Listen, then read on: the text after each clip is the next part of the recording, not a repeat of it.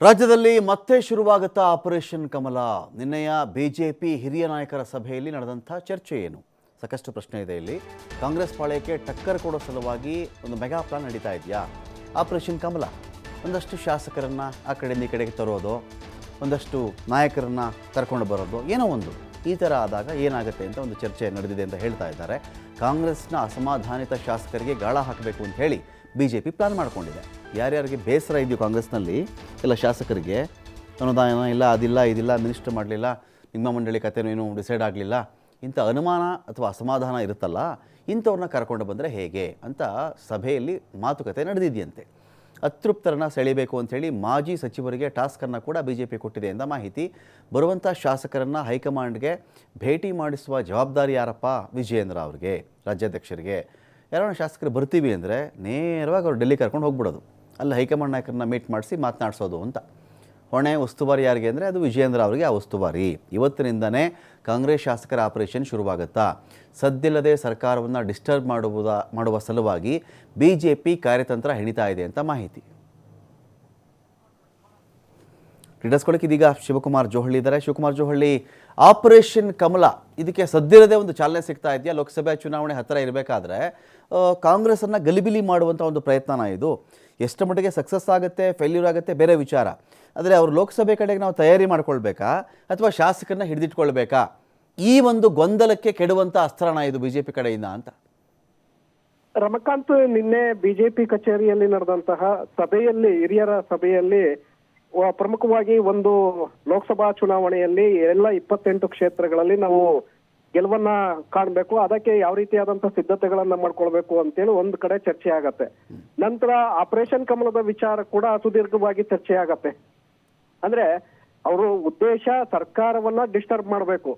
ಲೋಕಸಭಾ ಚುನಾವಣೆಯಲ್ಲಿ ಸರ್ಕಾರವನ್ನ ಡಿಸ್ಟರ್ಬ್ ಮಾಡಿದ್ದೇ ಆದ್ರೆ ಅದರ ಒಂದು ಲಾಭ ನಮ್ಗೆ ಆಗ್ಬಹುದು ಅನ್ನುವಂತ ಲೆಕ್ಕಾಚಾರ ಬಿಜೆಪಿ ನಾಯಕರಿಗೆ ಇದ್ದಂತೆ ಕಾಣಿಸ್ತಾ ಇದೆ. ಹಾಗಾಗಿ ನಿನ್ನೆ ನಡೆದಂತ ಸಭೆಯಲ್ಲಿ ಸುಮಾರು ಅರ್ಧ ಗಂಟೆಗೂ ಹೆಚ್ಚು ಕಾಲ ಆಪರೇಷನ್ ಕಮಲದ ಬಗ್ಗೆ ಚರ್ಚೆಯನ್ನ ಮಾಡಲಾಗತ್ತೆ. ನಂತರ ಈಗಾಗಲೇ ಮಾಜಿ ಸಚಿವರು ಯಾರಿದ್ದಾರೆ, ಬಿಜೆಪಿಯಲ್ಲಿರುವಂತಹ ಮಾಜಿ ಸಚಿವರು, ಅವರ ಜೊತೆ ಕೆಲವು ಶಾಸಕರು ಕೂಡ ಸಂಪರ್ಕದಲ್ಲಿದ್ದಾರೆ ಅನ್ನುವಂತ ಒಂದು ಮಾಹಿತಿಗಳಿದೆ.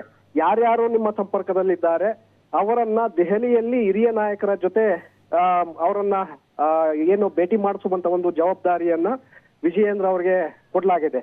ಅಂದ್ರೆ ನಾವು ಇಲ್ಲಿ ಆಪರೇಟ್ ಮಾಡ್ತೀವಿ, ನೀವು ಅವರನ್ನ ಹೈಕಮಾಂಡ್ಗೆ ಭೇಟಿ ಮಾಡ್ತಿ ಅನ್ನುವಂತ ಒಂದು ಚರ್ಚೆಗಳು ನಿನ್ನೆ ನಡೆದಂತ ಸಭೆಯಲ್ಲಿ ಆಗಿದೆ. ಆದ್ರೆ ನೀವು ಹೇಳಿದಾಗೆ ಸುಲಭವಾಗಿ ಸರ್ಕಾರವನ್ನ ಕೆಡವೋದು ಕಷ್ಟ. ಯಾಕಂದ್ರೆ 40ಕ್ಕೂ ಹೆಚ್ಚು ಶಾಸಕರನ್ನ ಸೆಳಿಬೇಕಾಗತ್ತೆ, ಅಷ್ಟು ಈಸಿ ಇಲ್ಲ. ಆದ್ರೆ ಸರ್ಕಾರದಲ್ಲಿ ಇರುವಂತಹ ಶಾಸಕರಲ್ಲೂ ಕೂಡ ಸಾಕಷ್ಟು ಅಸಮಾಧಾನಗಳಿದೆ. ಯಾರು ಅಸಮಾಧಾನ ಇದೆ ಅಂತವರನ್ನ ಸೆಳೆಯುವಂತ ಒಂದು ಪ್ರಯತ್ನವನ್ನ ಬಿಜೆಪಿ ನಾಯಕರು. ಎರಡು ಭಾಗ ಬರುತ್ತೆ ಶಿವಕುಮಾರ್ ಜೋಹಳಿ, ಇದರಲ್ಲಿ ಎರಡು ಭಾಗ ಬರುತ್ತೆ. ಭಾಗ ಒಂದು ಶಾಸಕರನ್ನ ಸೆಳೆದುಕೊಂಡು ಇರುವಂಥ ಸರ್ಕಾರವನ್ನೇ ಕೆಡವು ಹಾಕೋದು, ಇದೊಂದು ಭಾಗ. ಇದು ಭಾಗ 2, ಸರ್ಕಾರ ಕೆಡುವ ಉದ್ದೇಶ ಇಲ್ಲ, ಅಸಮಾಧಾನ ಇರತಕ್ಕಂಥ ಶಾಸಕರನ್ನ ಬಳಸ್ಕೊಂಡು ಲೋಕಸಭೆ ಚುನಾವಣೆಯಲ್ಲಿ ಸೀಟ್ಗಳನ್ನು ಜಾಸ್ತಿ ಮಾಡ್ಕೊಳ್ಳೋದು. ಈ ಪ್ಲಾನ್ ಕೂಡ ಇರಬಹುದು. ಇದರಲ್ಲಿ ಯಾವುದು ಇದು ಅಂತ? ರಮಕಾಂತ್, ನೀವು ಹೇಳಿದಾಗೆ ಇಲ್ಲಿ ಸರ್ಕಾರವನ್ನ ಬೀಳಿಸುವಂತ ಪ್ರಯತ್ನ ಬಹಳ ಕಷ್ಟ ಅನ್ನುವಂಥದ್ದು ಬಿಜೆಪಿ ನಾಯಕರಿಗೂ ಕೂಡ ಗೊತ್ತಿದೆ. ಯಾಕಂದ್ರೆ 10-15 ಸೀಟುಗಳು ಬೇಕಾಗಿದ್ರೆ ಅದನ್ನ ಈಸಿಯಾಗಿ ಇಷ್ಟರೊಳಗೆ ಆಪರೇಷನ್ ಕಮಲದ ಮೂಲಕ ಭರ್ತಿ ಮಾಡ್ತಾ ಇದ್ರು. ಆದ್ರೆ ಈಗ 40ಕ್ಕೂ ಹೆಚ್ಚು ಸೀಟುಗಳು ಬೇಕಾಗಿರೋದ್ರಿಂದ ಅಷ್ಟು ಈಸಿ ಇಲ್ಲ. ಜೊತೆಗೆ ಅಸಮಾಧಾನಿತರು ಇರಬಹುದು ಶಾಸಕರು, ಆದ್ರೆ ಅಸಮಾಧಾನಿತರಲ್ಲೂ ಕೂಡ ಕೆಲವೊಂದಷ್ಟು ಆತಂಕಗಳಿದೆ. ಯಾಕಂದ್ರೆ ನಾವು ಏನಾದ್ರೂ ಒಂದು ವೇಳೆ ಅಲ್ಗೋದ್ರೆ ನಮ್ಮ ಕತೆ ಏನಾಗಬಹುದು, ಮತ್ತೆ ನಾವು ಉಪಚುನಾವಣೆ ನಡೆದಂತ ಸಂದರ್ಭದಲ್ಲಿ ನಮ್ಮನ್ನ ಸೋಲಿಸ್ಬಿಡ್ತಾರ ಜನ, ಈ ರೀತಿಯಾದಂತ ಆತಂಕಗಳು ಕೂಡ ಇದೆ. ಒಂದು ಕಡೆ ಬೇರೆ ಬೇರೆ ಅಂಶಗಳಿಗಾಗಿ ಆ ಕಡೆ ಹೋಗುವಂತಹ ಮನಸ್ಸಿದ್ರು, ಮತ್ತೊಂದು ಕಡೆ ಈ ಒಂದು ಆತಂಕಗಳಿರೋದ್ರಿಂದ ಸಹಜವಾಗಿ ಹಿಂದಕ್ಕೆ ಸರಿಯುವಂತ ಒಂದು ಲೆಕ್ಕಾಚಾರಗಳು ಕೂಡ ಇದೆ. ನೀವ್ ಹೇಳಿದಾಗೆ ಇಲ್ಲಿ ಸರ್ಕಾರವನ್ನ ಡಿಸ್ಟರ್ಬ್ ಮಾಡ್ಬೇಕು ಅಂದ್ರೆ ಲೋಕಸಭಾ ಚುನಾವಣೆಯಲ್ಲಿ ಹೆಚ್ಚಿನ ಸೀಟುಗಳನ್ನ ಪಡ್ಕೊಳ್ಬೇಕಾದ್ರೆ ಸರ್ಕಾರವನ್ನ ಇಲ್ಲಿ ಡಿಸ್ಟರ್ಬ್ ಮಾಡ್ತಾ ಹೋದ್ರೆ ಚುನಾವಣೆಯ ಕಡೆ ಅವರು ಹೆಚ್ಚಿನ ಗಮನವನ್ನ ಕೊಡೋದಿಲ್ಲ, ಸರ್ಕಾರವನ್ನ ಉಳಿಸ್ಕೊಳ್ಳುವಂತ ಒಂದು ಕಡೆ ಗಮನವನ್ನ ಹರಿಸ್ತಾರೆ. ಆಗ ನಾವು ಚುನಾವಣೆಯಲ್ಲಿ ಹೆಚ್ಚಿನ ಸೀಟುಗಳನ್ನ ಗೆಲ್ಲಬಹುದು ಅನ್ನುವಂತ ಲೆಕ್ಕಾಚಾರ ಬಿಜೆಪಿ ನಾಯಕರಿಗೆ ಇದ್ದಂತೆ ಕಾಣಿಸ್ತಾ ಇದೆ. ಹಾಗಾಗಿ ಸರ್ಕಾರವನ್ನ ಬಹುತೇಕವಾಗಿ ಡಿಸ್ಟರ್ಬ್ ಮಾಡ್ಬೇಕು ಅನ್ನುವಂಥದ್ದು ಅವರ ಉದ್ದೇಶ ಇದ್ದಂತೆ ಇದೆ. ಏನ್ ಹೇಳಿ ಕರ್ಸ್ಕೊಳ್ಳೋದು? ಈಗ ಯಾರಿಗೂ ಅಸಮಾಧಾನ ಇದೆ, ಸರಿ, ಅವ್ರಿಗೆ ಏನಾದ್ರೂ ಬೇಕಲ್ಲ, ಏನಾದ್ರೂ ಒಂದು ಭರವಸೆ ಬೇಕಲ್ಲ, ಅವ್ರಿಗೆ ಏನಾದರೂ ಒಂದು ಅವ್ರಿಗೂ ಲಾಭ ಇದೆ ಅಂದ್ರೆ ತಾನೇ ಯಾವ್ದಾನ ಶಾಸಕರು ಈ ಕಡೆ ಬರಕ್ಕೆ ಮನಸ್ಸು ಮಾಡೋದು. ಸೊ ಏನು ಹೇಳಿ ಕರೆಸ್ಕೊಳ್ತಾರೆ ಅಂತ ಪ್ರಶ್ನೆ ಇಲ್ಲಿ.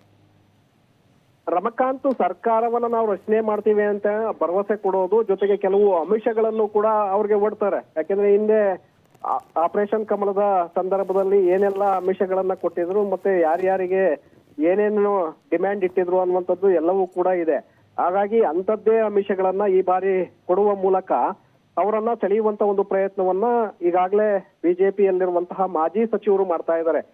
ತಮ್ಮ ತಮ್ಮ ಆಪ್ತ ವಲಯಗಳ ಮೂಲಕ ಅವರನ್ನ ಸೆಳೆಯುವಂತ ಒಂದು ಪ್ರಯತ್ನವನ್ನ ಮಾಡ್ತಾ ಇದ್ದಾರೆ. ಹೆಚ್ಚಿನ ಒಂದು ಆಮಿಷವನ್ನ ಒಡ್ಡಿದ್ದೆ ಆದ್ರೆ ಈಗ ನಾವು 5 ವರ್ಷ ಇಲ್ಲಿದ್ರು ಕೂಡ ಅಷ್ಟು ಸಂಪಾದನೆ ಮಾಡೋದಕ್ಕೆ ಆಗೋದಿಲ್ಲಪ್ಪ, ಹಾಗಾಗಿ ಅಲ್ಲಿಗೆ ಹೋಗ್ಬಿಡೋಣ ಅನ್ನುವಂತ ಒಂದು ನಿರ್ಧಾರವನ್ನು ಕೂಡ ಕೆಲವರು ಮಾಡಬಹುದು. ಅಂತಹ ಒಂದು ಆಸೆಗಳನ್ನು ಕೂಡ ಇಡಬಹುದು. ಸೊ ಅಂತಹ ಆಮಿಷಗಳ ಮೂಲಕ ಅವರನ್ನ ಸೆಳೆಯುವಂತ ಒಂದು ಪ್ರಯತ್ನ, ಜೊತೆಗೆ ಸರ್ಕಾರವನ್ನ ರಚನೆ ಮಾಡ್ತೀವಿ ನಾವು, ಸರ್ಕಾರ ರಚನೆ ಮಾಡಿ ನಿಮ್ಗೆ ನಿಗಮ ಮಂಡಳಿ ಅಥವಾ ಸಚಿವ ಸ್ಥಾನವನ್ನ ಕೊಡ್ತೇವೆ ಅನ್ನುವಂತ ಆಮಿಷಗಳನ್ನು ಕೂಡ ಒಡ್ಡಬಹುದು. Ramakant, thank you Shiv.